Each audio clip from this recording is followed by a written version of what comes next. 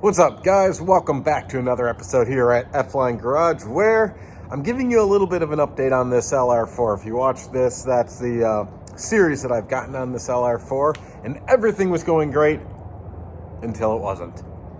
I'm just going to give you a quick background on the electrical gremlins that I'm having and my plan for fixing it. So when I bought this, you know, the timing chains, coolant, all that good stuff. So I got it running. You saw that video, watch that. And I was getting electrical faults pretty much for the battery. So I went out and got a brand new battery. I put it in and the entire car was dead. No power to like anything except the seats, windows, and radio. Nothing else worked. So I went through everything and found that the fuse behind the glove box, fuse F63, was blown. So I swapped that out and lo and behold, it worked. Everything was great. So I drove it around for a little bit, noticed that the power steering was stiff. So I went to bleed the power steering fluid into a complete flush. So the day before that, I did the valve blocks so that the air suspension would sit normal. Everything was great. I started the car. It all pumped back up. All the reservoirs, the airbags, everything. And then the next day, I took apart everything for the power steering fluid. I got the new reservoir. I got everything. And the car's dead again. The past few weeks, I've taken off pretty much every body panel, every fuse, tested continuity on every earth strap, ground post, battery tested on a charger, tried jumping. Let's see what else. I bench tested every single relay. I mean, everything. I took out the body control module, the Central Junction Box where F63 sits, kind of the fuse box behind that. I've checked pretty much all the wiring, took down most of the headliner for any sort of bad grounds, undid all the grounds, put in, made sure there's no corrosion, replaced door modules, everything. I finally got I had a user error, but I plugged in my scan tool later on after I got it to work, and the diagnostic came back with this. What this is showing that nothing is communicating with CAN bus. And most of that, all of that, I believe, correlates to a bad body control module, which is that fuse box behind the glove box. And so I ordered a new one. Now, the only thing with that is they're VIN specific. So you pretty much have to get it from the dealership and all that, and it's going to cost like $1,800 to $2,000. I was not willing to do that. So then I started looking for a donor car with a bad motor because I know my motor's good. So I wanted to put the motor into the new car. I was just like, you know what? There's got to be a better way.